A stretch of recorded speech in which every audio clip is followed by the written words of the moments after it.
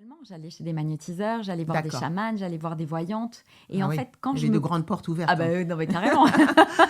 Et en fait, quand je me couchais, j'entendais des trucs qui n'étaient pas seulement des pensées, mais des voix qui n'étaient pas les miennes. D'accord. Et je me disais, c'est bizarre. Par moments, je voyais des entités.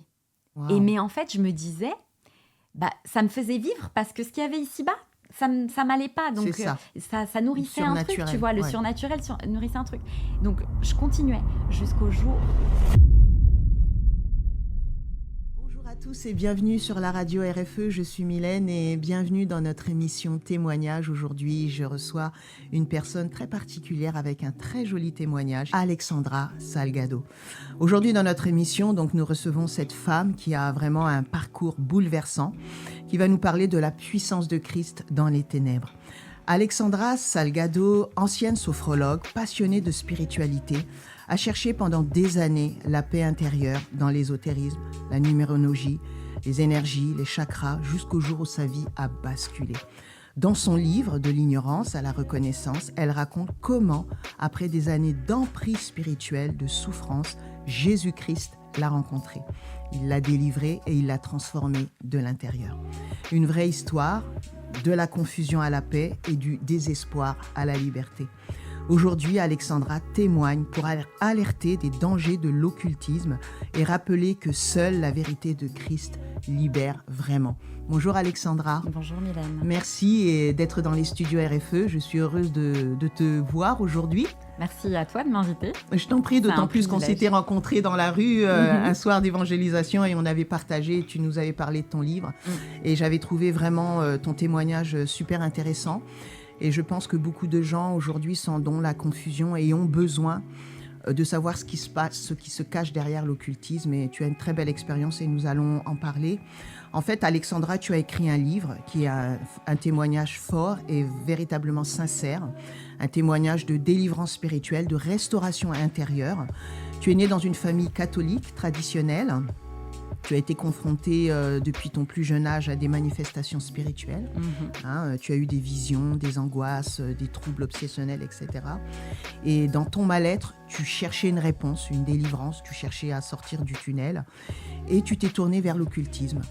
Tu as pratiqué la numérologie, le magnétisme, la lithothérapie, les chakras, la sophrologie, la cartomancie, la liste est longue. Et ces pratiques étaient censées en fait t'apporter une guérison, une délivrance, ont plus apporté de la souffrance intérieure.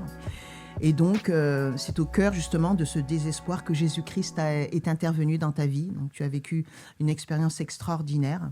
Dans un rêve, puis à travers des signes puissants, donc tu découvres la réalité de Dieu, la puissance de la Bible et la vérité que Jésus-Christ libère.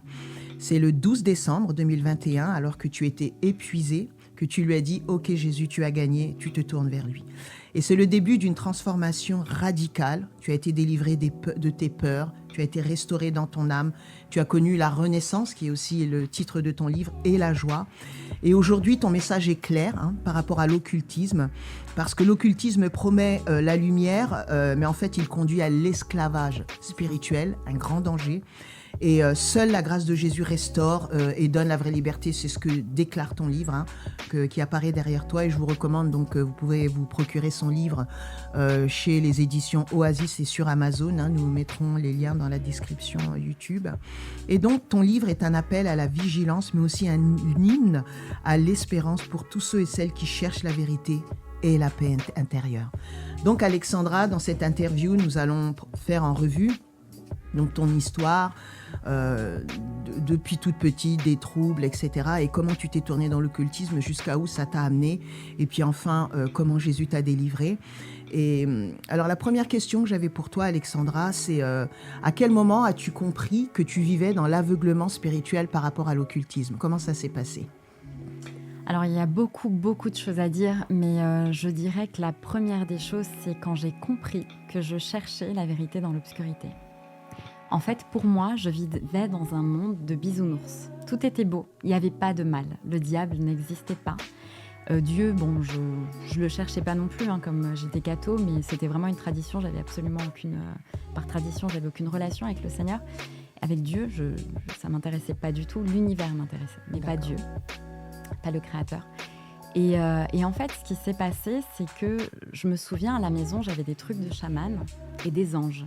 Alors, qu'est-ce que le chaman? Parce que Le chaman, tu peux en nous fait, expliquer? oui, c'est une adoration. Alors, je pourrais pas vraiment te dire la définition propre. Maintenant, moi, je te dis celle que je perçois. C'est une adoration à tout ce qui est la nature. D'accord. Ça va être des arbres, ça va être même des animaux. En fait, ils vont mettre leur guérison dans un arbre. D'accord. Tu vois, ils se rapprochent de l'arbre, ils prennent l'arbre dans les bras et là, ils sentent que il y a une énergie qui se dégage de l'arbre. En fait, tu es dans la création, mais pas auprès du créateur. D'accord. Et donc, moi, j'ai fait beaucoup de soins avec des chamans, j'ai fait des soins avec des magnétiseurs et tout.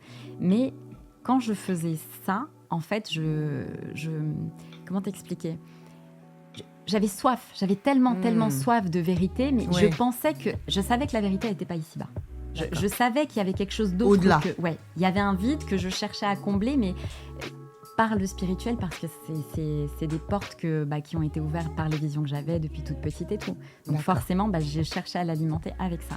Donc quand est-ce que j'ai compris réellement que j'étais aveuglée dans les ténèbres, c'est au moment où je me suis dit, la vérité, donc la vérité de la parole de Dieu, tu viens te rendre compte que c'est pas l'obscurité, c'est pas le monde, mais c'est la parole.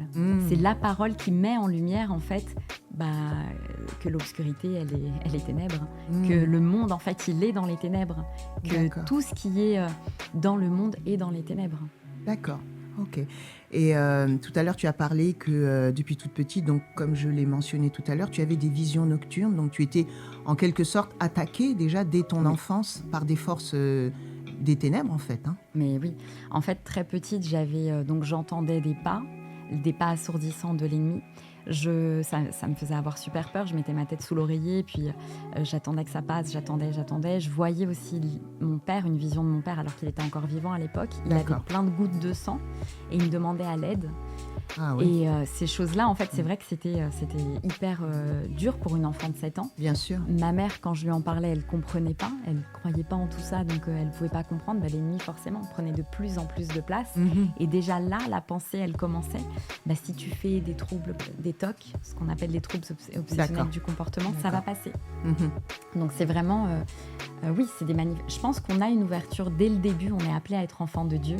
Et en fait, cette ouverture-là, si tu l'alimentes pas avec le bien, tu laisses une brèche au mal qui va prendre de la place. D'accord. Et donc, pendant longtemps, donc tu as souffert forcément de ces visions. Énormément. Voilà, tu te rendais pas compte qu'en faisant toutes ces pratiques occultes, en fait, tu t'enfonçais un peu plus dans les ténèbres et tu as longtemps donc pratiqué, comme on a dit tout à l'heure, les chakras, la numérologie, etc. À quel moment as-tu réalisé qu'elles ouvraient des portes spirituelles dangereuses et quelles en ont été les conséquences sur ta vie, en fait, de toutes ces pratiques? En fait, je l'ai toujours su qu'elles ouvraient des portes parce que quand j'allais faire des soins, quand je rentrais à la maison le soir, je sentais des trucs. Donc j'ai toujours su que ça ouvrait des portes dans le monde spirituel. Alors quand tu disais tu allais faire des soins, c'est parce que tu étais sophrologue, c'est ça? Pas seulement, j'allais chez des magnétiseurs, j'allais voir des chamans, j'allais voir des voyantes. Et en fait, quand de grandes portes ouvertes. Non mais carrément.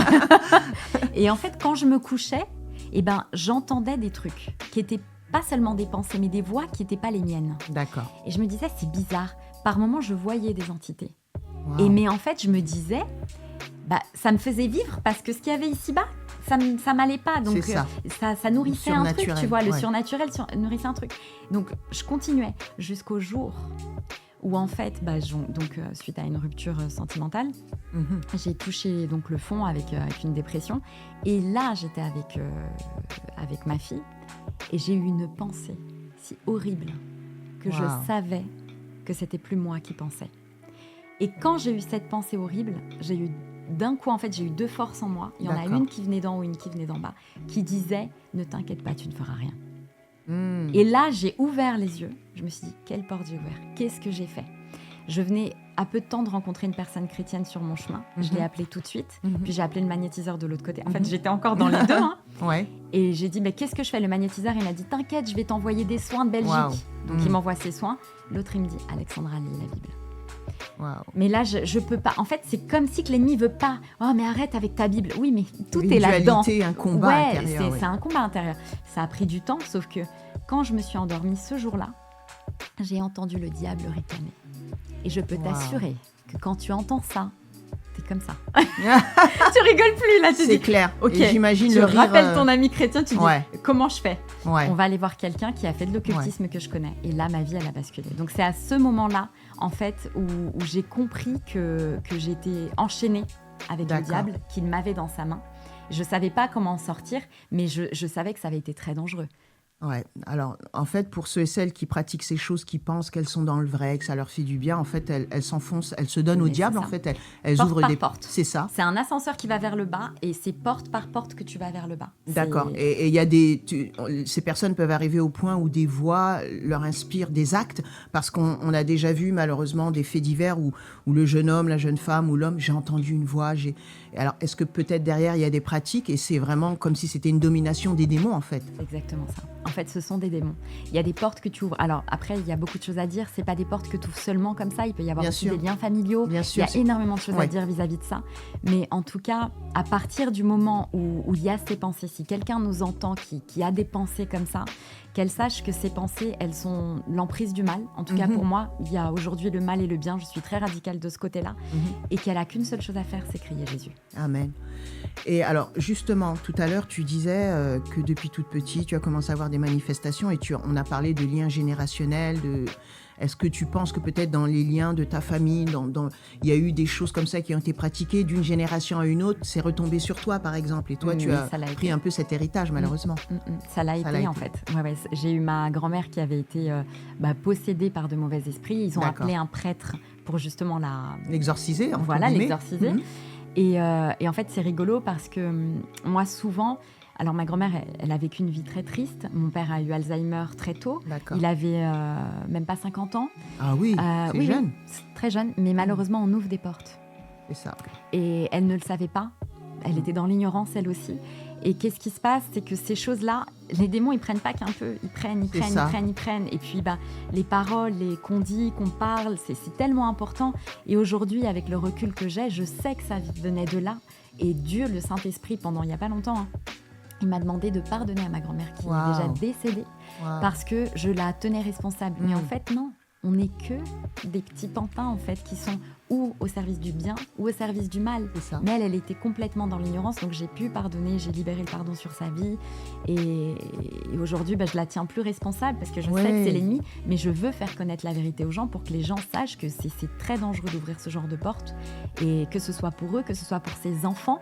Et ce qui est malheureux, c'est que ces personnes-là, quand vous leur dites ça, elles ne vous croient pas. D'accord. Et au moment où elles sont en train de le vivre, elles ne le croient pas.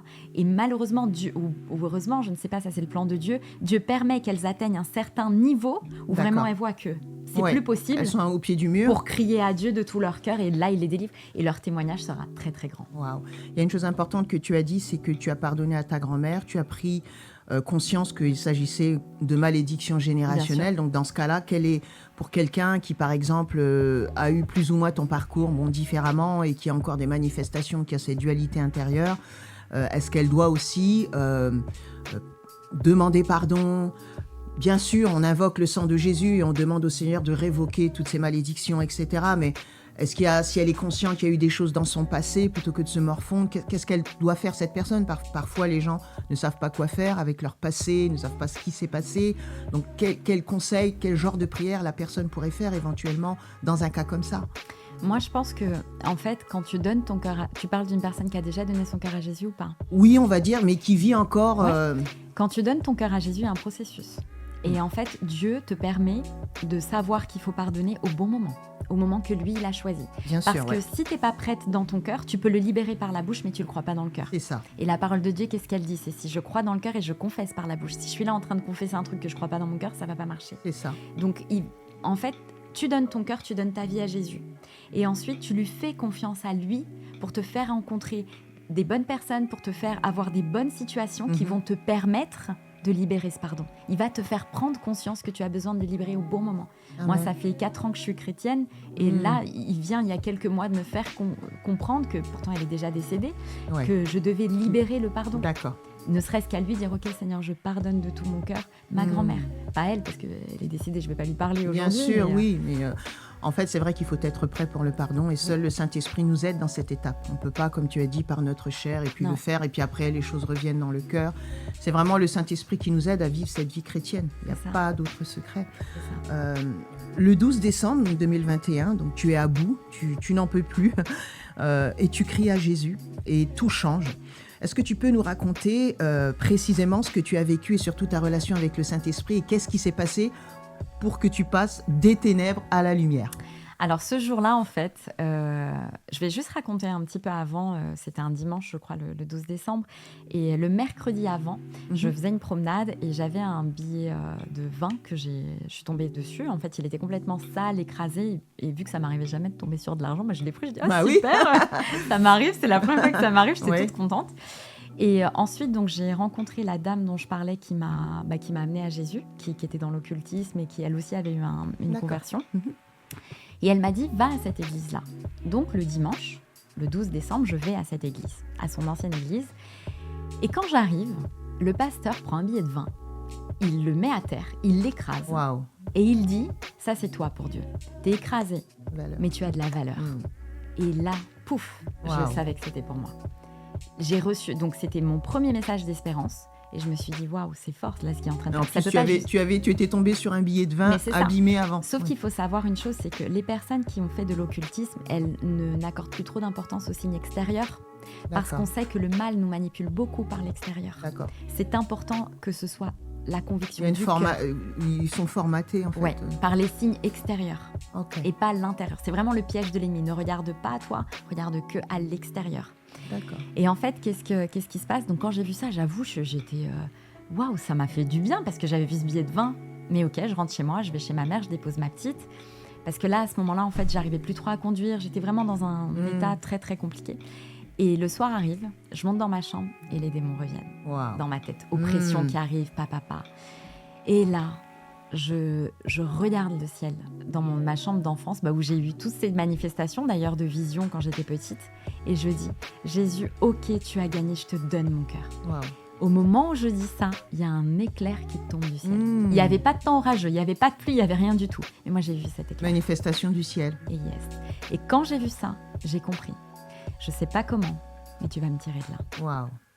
Ça m'a fait beaucoup penser il y a une parole dans Luc qui dit qu'il avait envoyé justement ses disciples en mission. Ouais. Et quand les disciples reviennent, ils étaient tout contents que les démons étaient soumis. Ouais. Et lui, il voyait en fait Satan tomber du ciel comme un éclair en manifestation. Il le disait et il a dit, ne vous réjouissez pas parce que les démons vous sont soumis, mais réjouissez-vous.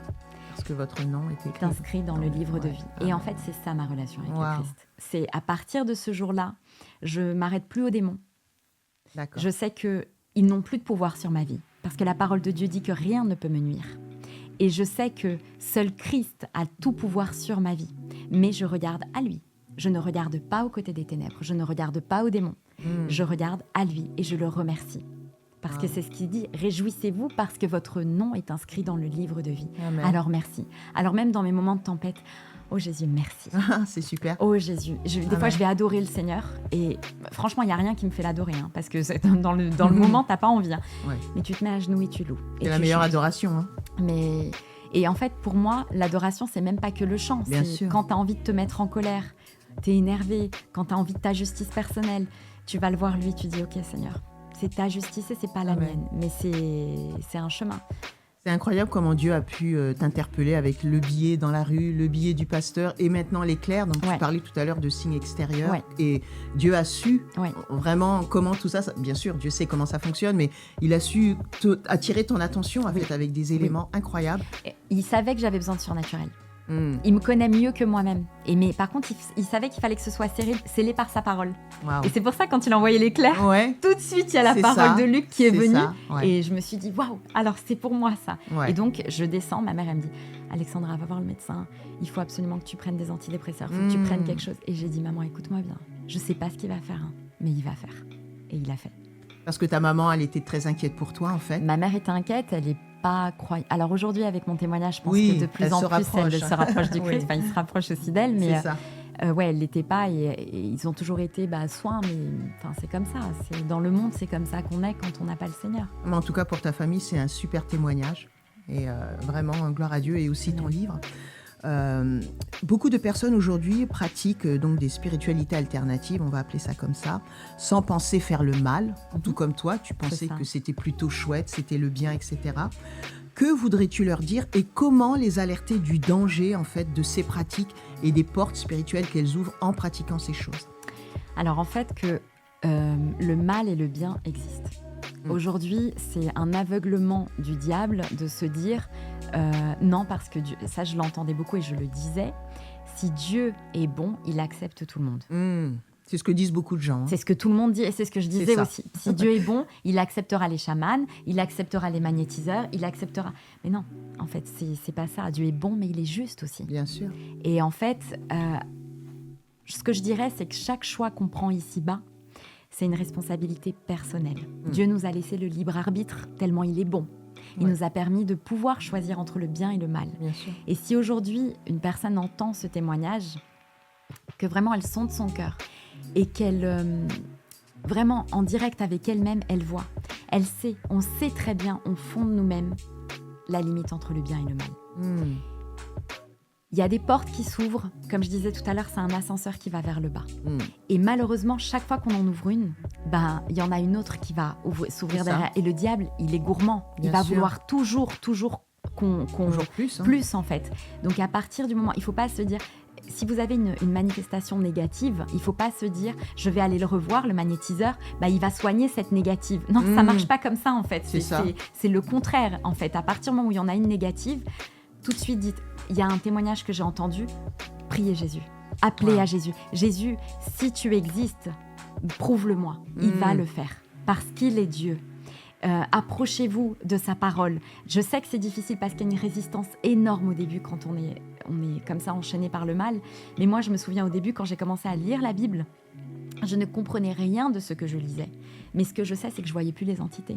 Wow. J'entendais plus Satan qui ricanait. Tellement la parole est puissante. La parole est puissante. Donc même si je comprenais rien, c'est mon esprit qui comprenait. Amen. Et c'est ça que je voulais en fait. Donc c'est vraiment mon conseil, c'est attention à tout ce qui est cartomancie, à tout ce qui est voyance, à tout ce qui est magnétiseur, à tout ce qui est chaman, parce qu'en fait ce sont des réalités spirituelles négatives dans le monde des ténèbres et vous allez alimenter votre cœur, vos oreilles en fait avec ces choses-là. Et vous allez y aller, vos pas vont être directionnés vers ces choses-là à cause de ce choix en fait qu'elles ont fait de donner leur cœur à ça. Donc vraiment, n'hésitez pas à crier à Jésus, n'hésitez pas à lui parler. Je me souviens en fait, j'ai un grand témoignage avec Jésus, c'est pour vous dire, Dieu connaît chacun de nos cœurs et il sait absolument comment parler à chacun de nous. Wow. Quand j'étais comme ça, ce que j'ai fait, c'est que j'ai pris un billet pour rencontrer un grand prêtre au Portugal. Parce que je suis portugaise. Oui. Donc il allait invoquer des rituels et tout. D'accord. C'était un prêtre catholique ou catholique. Okay. Ouais, c'était une de mes meilleures amies. Un exorciste, quoi. Oui, voilà, qui m'a dit. Donc je suivais ma grand-mère. Ok. Sans m'en rendre compte, tu vois, inconsciemment, je suivais ma grand-mère. Et là, quand j'arrive au Portugal, donc je prends le billet d'avion et tout, je fais garder ma fille, je vais là-bas. Quand j'arrive au Portugal, j'avais rendez-vous à 14h avec lui. Je vois mon amie à midi, je mange avec elle. Et je lui dis, mais en fait, ton prêtre, parce que c'est un ami à elle qui allait la voir, ton ami, il a besoin d'aller voir le prêtre pour être délivré tout le temps. Une fois, ça suffit pas. Et là, elle me dit, ouais, il y va toutes les semaines. Ok. Bizarre, tu vois. Oui, carrément. Même. Et là, je dis, je vais réfléchir. Donc, c'était midi, j'avais rendez-vous à 14h. Je marche et je dis à Dieu, comme ça, Seigneur, j'y vais et là, je vois un grand soleil. Wow. J'y vais pas, je vois de la pluie.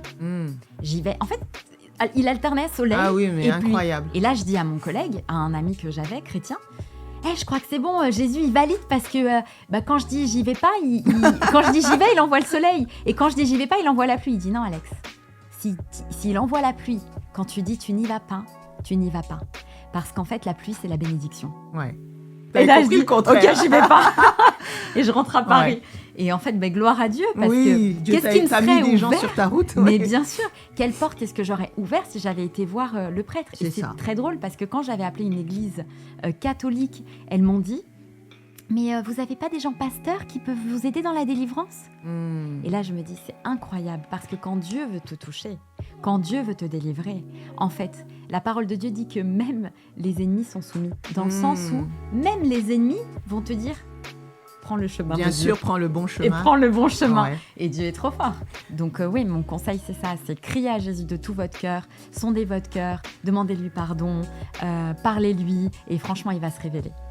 Et pour parler, c'est super, c'est un très joli, vraiment, c'est des beaux exemples, hein, comment Dieu t'a pourchassé Bien en sûr, fait, mais bien c'est plus ça. fort que le il diable. M'a courtisé. J'avais un ami qui me disait, mais tu es courtisé par Dieu. C'est ça, tout à fait. Jésus, il a dit, cette fille-là, elle m'appartient. Amen. En fait, certaines personnes, parce que moi j'ai déjà entendu des gens parler, lorsqu'ils pratiquent l'occultisme, pensent que le diable est leur ami, que le diable est sympa, que ses forces des ténèbres, ses puissances, non. Qu'est-ce que tu pourrais dire à quelqu'un qui pratique, que ce soit la sorcellerie, l'occultisme et tout ce qu'on vient de nommer, et qui pense qu'en fait que le diable est de leur côté, alors que la Bible dit qu'il ne vient que pour tuer, égorger, pour détruire. C'est-à-dire que le diable peut nous amener jusqu'à la mort et même jusqu'à peut-être à faire du mal aux autres, etc. Qu'est-ce que tu pourrais dire par rapport à ça? Est-ce que le diable est dans l'occultisme est l'ami de ceux qui pratiquent l'occultisme en fait? Alors, le diable et le mal. Moi, ce que je peux dire, je ne sais pas quelle pensée je pourrais avoir parce que moi, je ne pensais pas exactement comme ça. Moi, je ne croyais pas en lui. Mais de là, je ne me pensais pas son ami. Donc, ce que je pourrais conseiller, c'est tout simplement de Dieu est bon. Dieu veut nous libérer.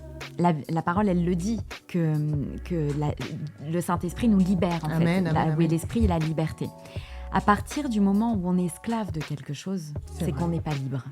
Et le diable ne nous rend pas libres. Bah non, certainement. Les personnes qui pensent que c'est leurs amis, elles vont très vite voir que le diable nous amène à être captifs de nos émotions, captifs de la haine, de la colère, à faire du mal.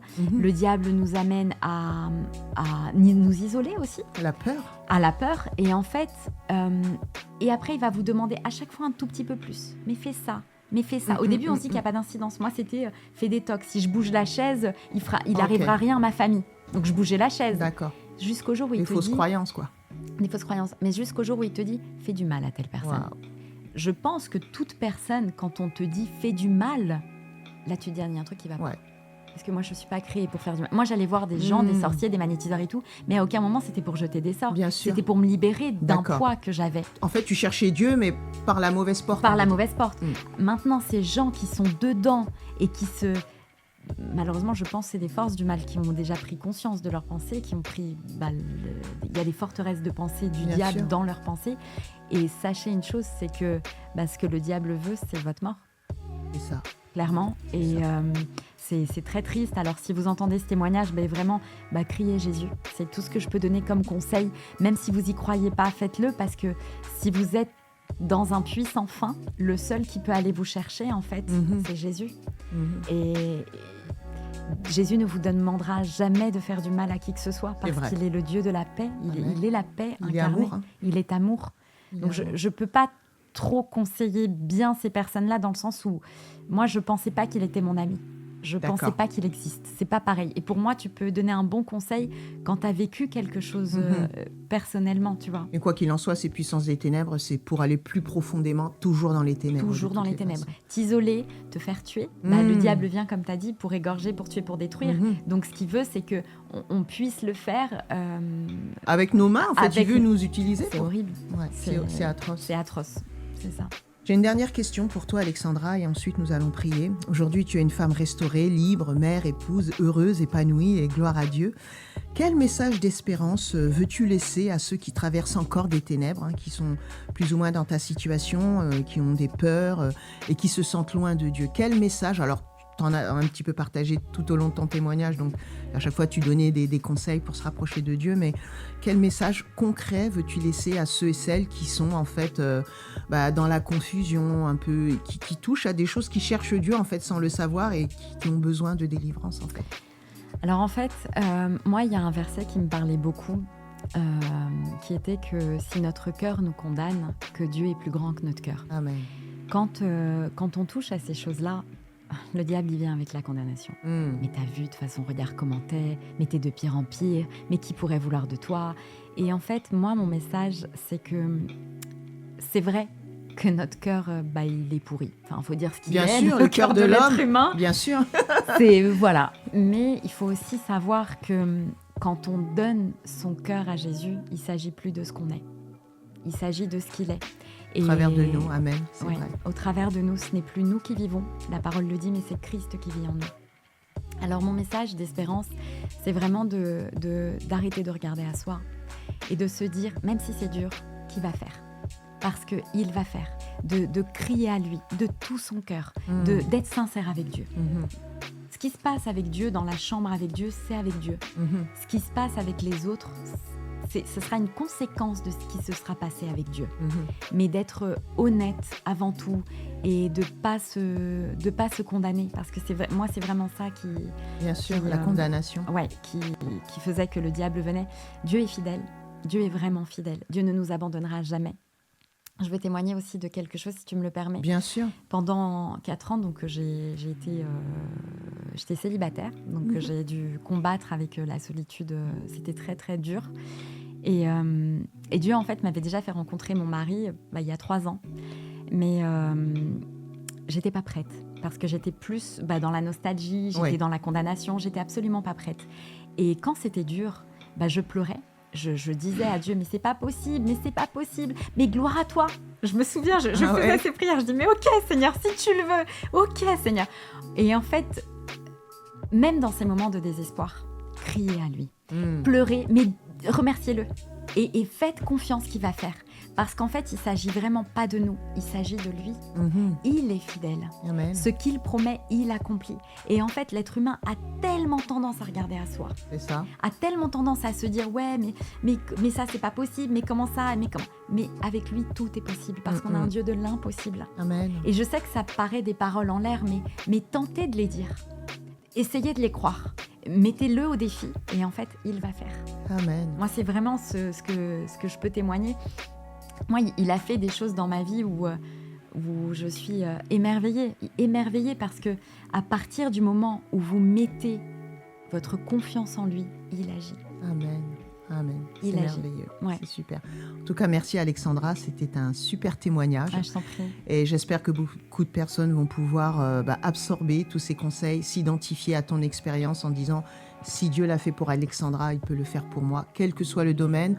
Si vous êtes dans la sorcellerie, l'occultisme, l'idolâtrie, je ne sais pas, dans un domaine qui vous rend captif, Jésus est véritablement celui qui nous libère.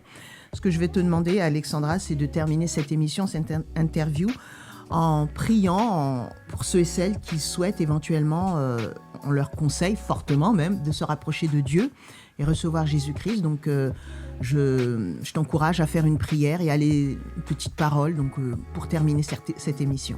Amen. Ma parole, c'est vraiment ça, c'est approchez-vous, la parole de Dieu le dit, si vous vous approchez de lui, de tout votre cœur, il se laissera trouver par vous. Et je pense que c'est le reflet de ce que je m'entends dire depuis tout à l'heure dans cette interview. Donc je vais prier pour vous, que vous sachiez que, comme tu l'as dit Mylène, quelles que soient vos erreurs du passé, quel que soit ce que vous ayez fait, en fait, Dieu est venu pour vous sauver. Dieu est venu pour être le sauveur de votre âme et le Seigneur de votre vie.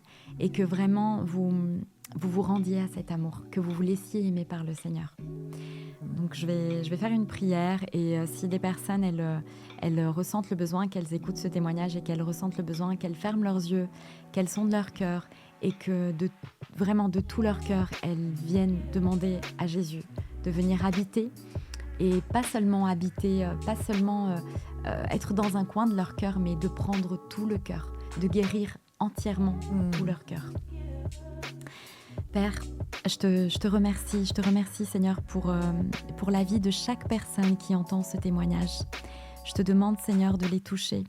Je te demande Seigneur vraiment de les toucher. Si vous entendez donc cette prière, répétez avec moi. Seigneur Jésus, viens habiter dans mon cœur. Viens me pardonner de tous mes péchés.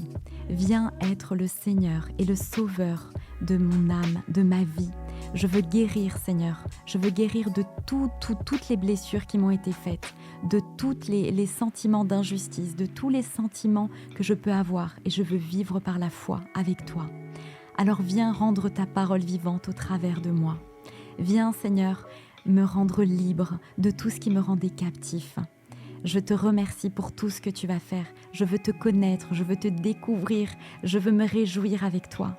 Je veux vivre avec toi, Seigneur, ici-bas, jusqu'à se retrouver après. Merci pour tout ce que tu vas faire, Père. Au nom de Jésus.